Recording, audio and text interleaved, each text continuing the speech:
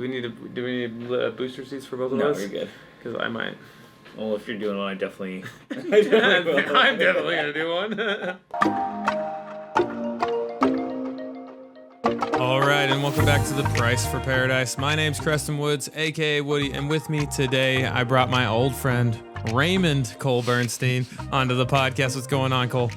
Another day, another dollar. All right, my friend. So Cole is a firefighter. He is a endurance athlete, just like myself. We've done a triathlon together, and he actually convinced me to sign up for the big one. But he's also a firefighter. We're going to get into that, and we're going to talk about the race we already did and like what we're doing to prep for Ironman Canada. Mm-hmm. So, Cole, tell us a little bit. First off, what do you do on a daily basis? And tell us a little bit about your career. Work daily basis? My daily basis? Yeah. So get in, check off the truck, start running calls. That's pretty much the whole day. How you like being a firefighter? I love it. Wouldn't change it for the world. In Glendale, we're super busy, but I wanted to be busy, so I like it out there. Yeah. What drew you to becoming a firefighter, and like, why did you choose that route? Like, I just knew I can't sit still. I always have to be doing something or moving or learning something, and I knew a desk job wouldn't be for me, or being in a hospital. I need something different every day, something that stimulates me, excites me, and I found and fell in love with that with firefighting. So. Yeah, and I've had Fiji on not too long ago. He's also a firefighter, and he just talks about like the brotherhood and like the team atmosphere, that it feels like you're kind of like out there with the guys, and you always have like 4 guys when you go up to a call, right? So you always have some backup or another mind to bounce ideas off of, and so like talking about that team atmosphere, is it like something like that? Yeah, there's not another job like it. So it's nice to be with a community or a brotherhood, I guess, if you will, that understands. Yeah. So yeah. And how long have you been in it? I just had my 4 years in January. All right, 4 years. And so how does that like progress as like it goes as a firefighter? Like, don't you have like different things that you can go into as firefighters? Like, yeah. So when you get hired, when you get out of the academy, you have your probationary year. So it's a year of on-the-job training. You go to a couple different stations throughout the year, have a different crew. You learn EMS stuff. You get checked off with your training. So once you finish that, then the door kind of opens for you. So I went to paramedic school my 3rd year in. I finished that in August last year. And then after 3 years on, you can test for engineer. And after 5, depending if you have your bachelor's or not, you can test for captain after 5 or 7. And how many, like, is that like the normal route? Do you always go up into captain? Like, how many captains are there? And it's your career. You can do what you want with it. That's the cool part. I guess you can stick at engineer for your whole time if you wanted to. There's plenty of people that do that. So just kind of depends on what interests you, and just don't promote out of your happiness is kind of what we're told. So yeah, but cool. Got plenty of time to figure it out. So. And it's funny because whenever we start doing all these like endurance racing and like different stuff of that nature, they're all firefighters. Like every single person I see out there is like every other has got to be a firefighter or someone that does like this kind of job. It just seems like it draws people into that kind of like lifestyle as well. Yeah, just another crazy person out there. Exactly. And I think it also like helps you guys in your guys' job, right? Because it almost is like training for, you know, all the physical things that you guys have to do on top of, you know, it just keeps you in that kind of same mindset of always on edge on your off days when you're trail running and you're, you know, out in nature and doing some of this kind of stuff. Exactly. Yeah. And so talk to me a little bit about your athletic background. What got you into all this endurance racing? Were you an endurance athlete beforehand? No, not even close. So I wrestled my whole life from middle school up until my sophomore year of college, and I realized I was burnt out of that and moved back home. Where'd you go to college? Colorado Mesa University. Nice. Yeah, for all my listeners. Came back, and I had 0 endurance training prior. I just did what I did with wrestling. That was pretty much it, and then just went right into lifting. Wrestling is kind of an endurance sport, though, right? Like, I mean, it takes some endurance. Yeah, I was gonna say that's fair. But funny enough, what got me into endurance training was this was always on my bucket list, was to do an Ironman, and I'm a huge video game nerd, so my internet went out for a week. The whole week, the whole area, and I'm like, well, I have nothing but time now other than working or going to the gym, so might as well adding some of this other endurance stuff into it. That's when I just sprinkled in some running. I started biking again. Didn't touch the swimming yet till we signed up for that race, but that's kind of what started it, and I haven't stopped since. So we signed up for, what was it called? The Mountain Man. The Mountain Man Flagstaff triathlon. And so it was an Olympic-sized triathlon for your first one. That was my first one. That was your first one. And so we did an Olympic-sized triathlon. The swim is like 0.9. The bike was 25 miles? It was 30. 30 miles? Yeah, and 30. then the run was 6.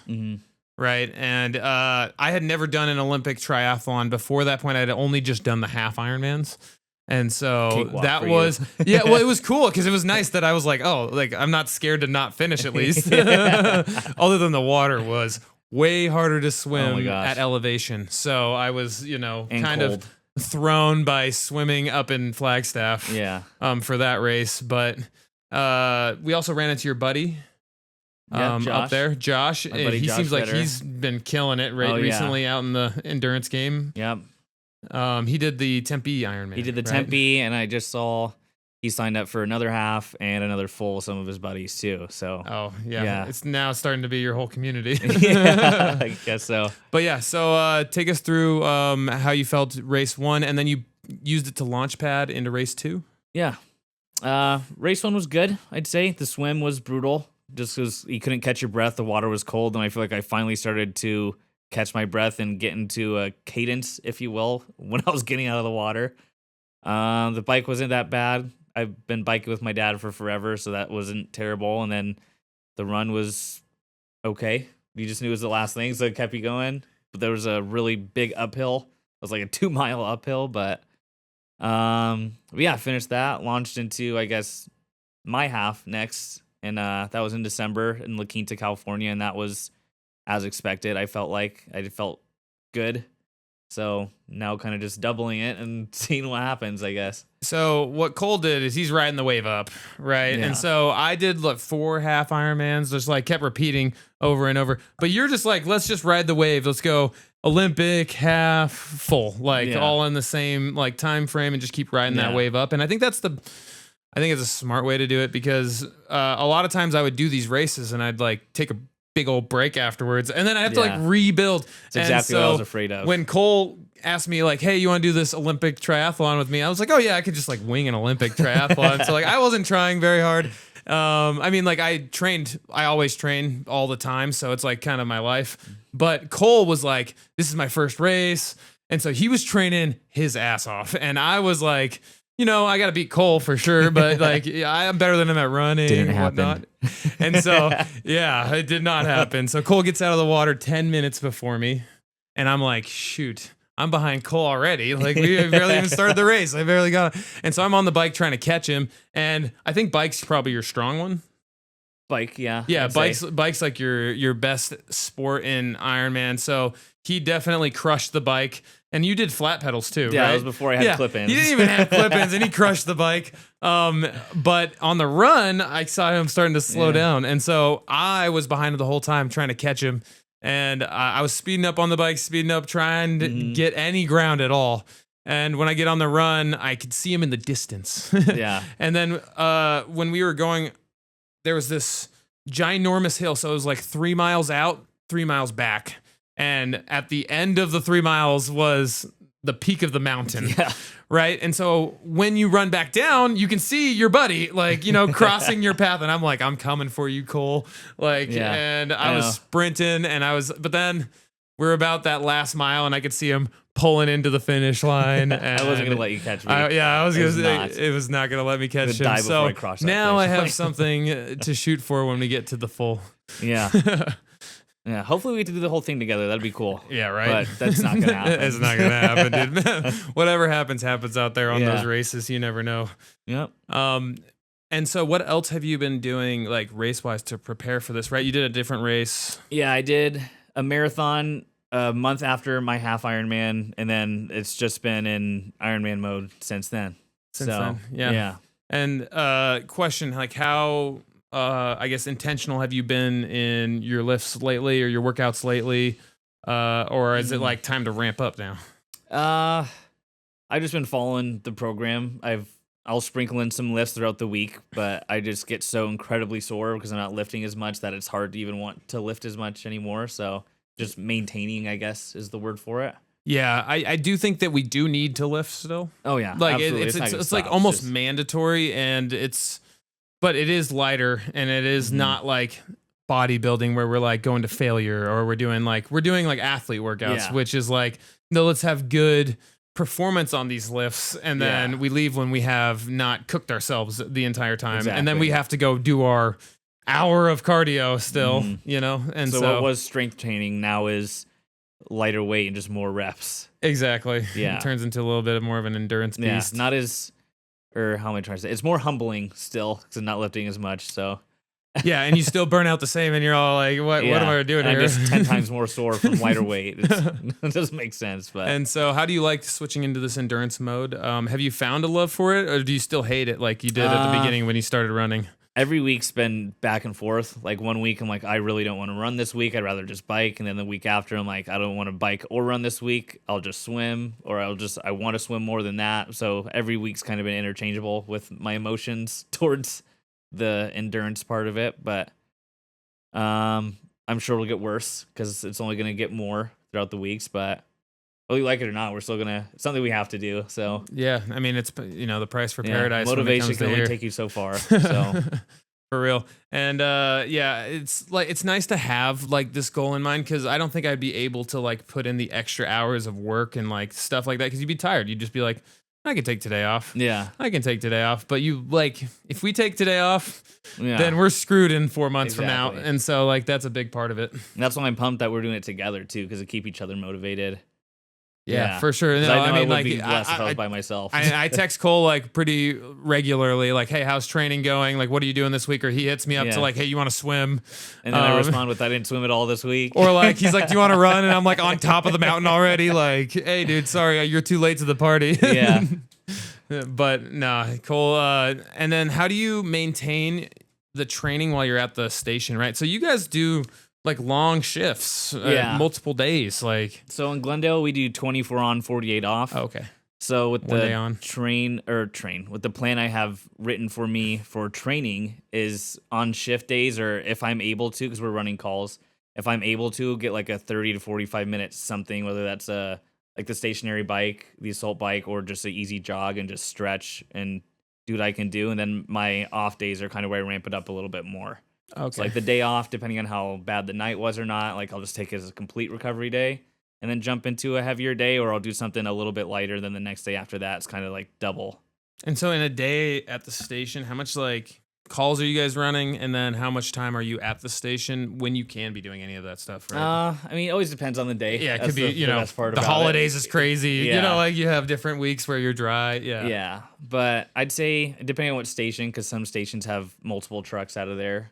So if I'm at like our busiest one's 154 in South Glendale, and that gets on average, and they have 2 trucks out of there, and on average they're running like 12 to 15 calls a shift, and that's getting up at least anywhere from probably 2 to 4 times after midnight on average. Oof. Yeah, it's brutal down there, but anywhere else is like at least once or twice maybe. Some like there's been a couple times where I haven't even made my bed because we've been so busy at night.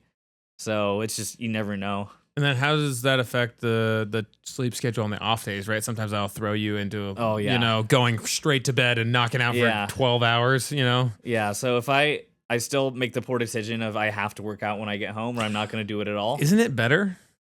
I have no idea. That's a good question. Yeah, I think it's better to do. Like, it's actually like I'm doing the right thing. Yeah, like blowing off some inflammation and stuff if you're already on lack of sleep. I think it'd be ideal to wear yourself out before bed. Even if you're already tired. Or it'd be hard to sleep sometimes if it's like the sun comes out and then you're the sun's up. It's like, it's hit or miss if like how long I'm gonna sleep, or if I'm even able to when I get home when I try to. But so sorry, I forgot what we were asking. Would you ask? How do you sleep with that schedule? Like, so it sucks sometimes because your first day is like recovery if you have a really bad night. Then the next day you're just hanging out and getting ready to go to work again. So sometimes it's nice, sometimes it's not. But like your cortisol levels kind of finally start to get back to homeostasis after that 48 hours. And then you're already going back to shift the next day. So your cortisol levels are always high. which is kind of a unfortunate part of our job. Yeah. And I follow this other firefighter. His name's Andy Glaze. He's like he's like an influencer. Yeah, he's like, ultra smile or you're marathoner. doing it wrong. Yeah. Yeah. He's really cool to follow. Go check out his new book. Really good book. But in that book, he talks about like PTSD and being a firefighter, because you get like the stuff you guys see on a daily basis is kind of crazy, right? Yeah. And so like it's like really intense stuff. Just drug addicts and people dealing with like lots of situations, I'm sure. Yeah. And then this endurance training is like what a lot of firefighters do to just like blow off steam, PTSD management, things of that nature, right? Yeah, absolutely. We have a bunch of guys, like everybody has like their little niche thing that they do, which is cool. Like we have a guy that works for us that's also an ultra marathoner. Yeah. Like he'll run like 16 miles on shift, just run walk on the treadmill preparing for his races. We have guys that also like to bike or mountain bike, or we have a couple people who have done Ironmans in our department too. So he's got a whole group of different people, which is awesome. And what would you do before you started going into this, like to, blow off some steam, or like what are your other ways of doing that? It was pretty much just the gym, I guess. The gym, yeah. Just That's lifted. all it was before, but yeah. Being an athlete prior to, like, that is usually like, I don't know, standard for, I just need to take care of myself. I'll go to the gym. Yeah. And then you feel guilty if you don't. So it's like, that's something you got to get done. And it doesn't help that his dad is a personal trainer. So, and that. Shout out to Larry. He's coming on later. And so we'll get his perspective too. But so talk to me a little bit about now the next 4 months. How are you going to ramp up?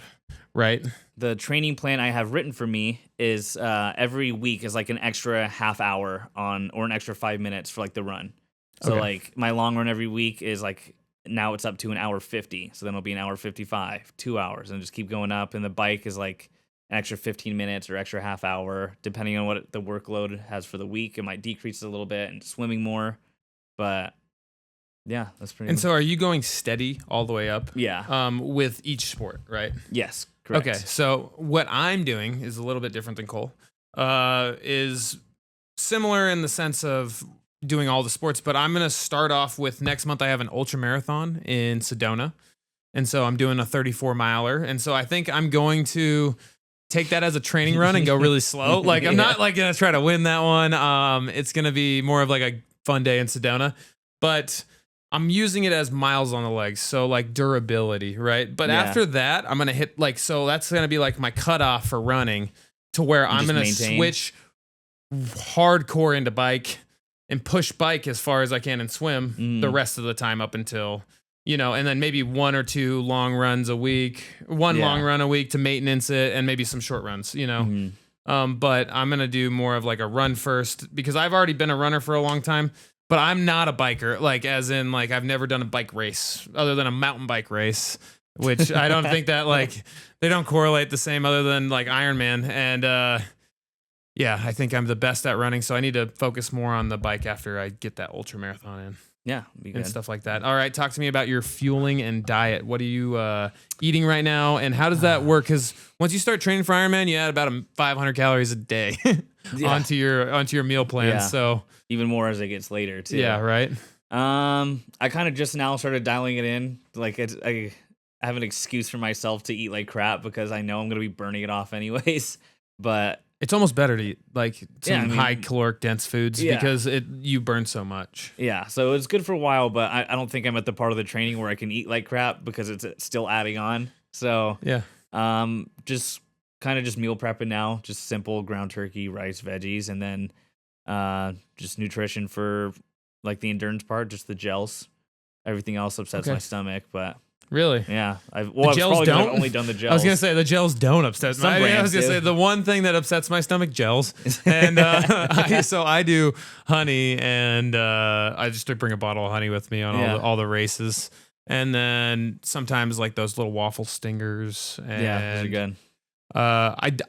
Big fan of carb powders now. So like from now Scratch. on, like you just gotta throw a powder in every bottle, and that is an absolute game changers when you're out there. I didn't realize my legs could come back so fast. And then you drink your sugar water. Yeah. And all of a sudden you're a whole new human. Yeah. And it is a game changer, especially when you can't stomach anything late in a race because you got the goo guts. Yeah. And well, some of us. Some of us, right? Adults.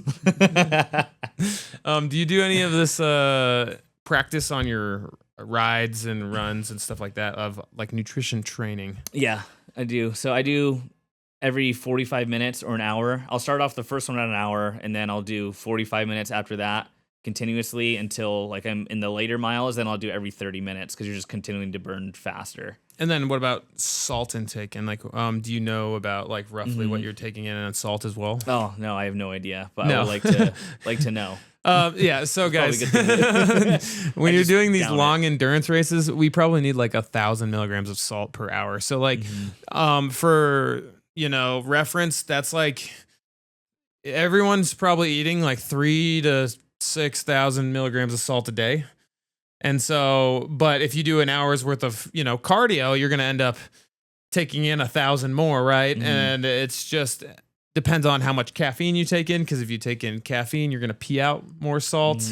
And so knowing your salt regulation, but certain electrolyte supplements are built in a way like Element or Zero Lights, where they're the same ratio of electrolytes to what you sweat out. And so you sweat out mostly salt, but you also sweat out potassium and magnesium. And so you got to replace those as well. Or else you're going to get real crampy real early in the race. And once you start cramping, you're playing catch up the rest of the time. And you don't want to start. My last ultra marathon, I did the nutrition right for the first time ever, I think. And it's so hard to do the nutrition right. I've messed up on many races.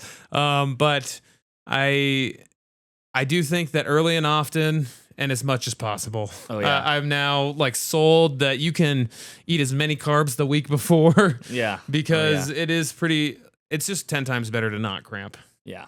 For sure. It's half the battle. Half the battle. And so, all right, now tell me why we picked Canada of all places. Well, my goal was to do the Tempe one. And that's kind of what started this whole thing, is when I knew it was on my bucket list. And I'm like, okay, well, if I start here by next year at this time, I should be able to do the Tempe, Arizona Ironman. But that is now discontinued. And it was the last one. Now there's no more Tempe Ironman. So, yeah. And we have some travel plans with family this coming year. So I'm like, well, if it's going to be one, it's got to be around this time frame. And I want it to be a beginner course, something that we're not going to struggle on or have to worry about. And might as well make a trip out of it and go somewhere cool if we're going to only do one and maybe do more, but right now just one. So just make it we got to get through the first one before we decide the second one. Yeah, exactly. One foot from the other. And so what is like the thing you're looking forward to most about this whole process? Just enjoying it, I guess, because I know once it's over, it's going to be like, okay, what's next kind of feeling. So just enjoying every kind of crappy moment or day I don't want to run, because I know how good it's going to feel when we're there and we're finishing, but just enjoying it while I can. And have you felt that along the way, like already, like since race after race, it kind of like picks you up once you've hit one of those milestones along the way? Absolutely. It's like a new high each time. It's like, wow, it's just cool to know that you can push yourself to do something that only 0.1% of the world has ever done, whether it's a half or a full.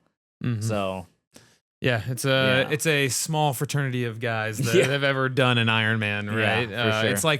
It's like playing in the MLB, or it's like doing something like not very many people do these things. Although I did lose to like an 80-year-old one time in an Ironman, so you know, lose to a lot more 80-year-olds, I'm sure, at this one. Yes, too, exactly. But all right, and so tell me a little bit about like, do you have like what you're gonna wear already, or do you have like, are you gonna rent a bike? Are you gonna bring a bike? What's that strategy on like gear bags and stuff like that? So for the half, I had, and when we drove to California for it, I had an entire luggage just filled with the race stuff and nutrition alone. So I know there's going to be that. I would like to rent a bike, but I've been training on the same bike since I started this, so I don't want to switch it up like the week of. So we'll see. I don't know. It'd be nice to have a nicer bike though. Yeah, I do think renting is nice because you have like a souped up bike. Yeah. So you have like, and I saw this one YouTube video once where this guy, he rode the Walmart bike, the mid-tier bike, and the elite bike, and he saved like half an hour per bike. Yeah. And half an hour. Maybe now if we're out there for 7 hours, I don't know. Maybe we're saving an hour. Like that could be huge. Yeah. And so I do recommend it, but also there's a comfortability factor. Like, you know, your bike. Yeah. I've been using it since we started it last year. So I don't know. We'll see. Kind of cross that bridge as it gets closer. Also have to travel it all the way to Canada. Yeah. It's going to be expensive too. That'd be a lot of money to save. But yeah, bike, cross that bridge when we get there. What shoes do you run? A6. A6. Yeah, I got some new Nova Blasts, and all right. with my fat wide feet, I finally found comfort. So. Yeah, I like Ultras. Same thing. I have this giant toe box. Ever since I started wearing barefoot shoes, I can't fit into Converse well anymore or anything. Yeah. So probably get a new pair of those.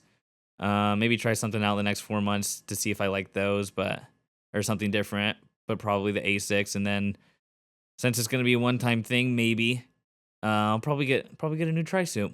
Yeah, treat myself. Fancy. Yeah. Cole wore my tri-suit last time. By the way, I need that back. Yeah, it's neither of ours. So. Yeah. Actually, I borrowed it from Sam, and so yeah, it's been running through all the different Ironmans. Yeah. But yeah, so what is is there anything after this? Or are you just looking in this presence right here? I just kind of focus on this, and then I'll cross that bridge again after I finish this and take a break for a while. But I know I have some friends that have tossed up the idea about doing one or a half or another race, so maybe just go do that with them. But I've got nothing on the next agenda. Maybe an ultra with you if you convince me. Yeah, we'll see. No, ultras are way more fun, especially if you go on the trails. I think that road marathons scare people off from running, and you just go on the trails. It's a whole different ball game. Mm-hmm. But. All right, my friend. Well, any last mindset things you want to give to the people before we get you out of here? Last mindset things. Embrace the suck, I guess. Yeah. It's going to hurt, but you got to do it. And I mean, like, there's a bunch of hards in life, but I'd rather choose my hard than let the hard choose me. Exactly. That's a good one. For real. And last thing. One crazy story about being a firefighter. One crazy story. Like one of the calls I ran? Yeah, one of the calls. Oh, there's a lot of those. I don't know. I got too many. They're going to be too long. I'm going to cut off your time. We have plenty of time. All right. Give me one. Recently, we had a homeless guy stab somebody in the head. Oh, wow. Yeah. Yeah. Like, it sounds really bad to say, but out there, it's kind of like The Purge. Like, it's almost like all crime's legal. Like, people just kind of do whatever out there. Is it like open your eyes to how much of that happens now that you know? It's like something different every day, right? But like then we also have like your random 2 a.m. calls where we're just helping old grandma get up off the floor and help her back in bed, right? Yeah. But it just makes you 10 times more grateful for what we have, especially working out there, because not a lot of people have that. And you hear the stuff like I just told you, it's like, for what? Why? Like, so. Interesting. Yeah. Well, the life of a firefighter. Well, thanks, man. Appreciate you coming on here, telling your story. We'll get you back on after we finish this whole thing. Give us a little recap. 4 months. Yes, 4 months from now. But good luck. I'll see you on the other side. And we'll see you guys on the other side, and we'll catch you guys next week on The Price for Paradise. My name's Woody, and aloha. Wow. Freaking nailed it, dude. Yeah, thanks. There it is. Stuttered my way through most of it. I think this is nice to just kind of get it out there, make it real. Yeah. Tune us up and get us, fired up for this. Now we told everybody that we're doing it, so we have to. It's out there. Yeah, we're doing an Ironman, dude. And we already paid the money.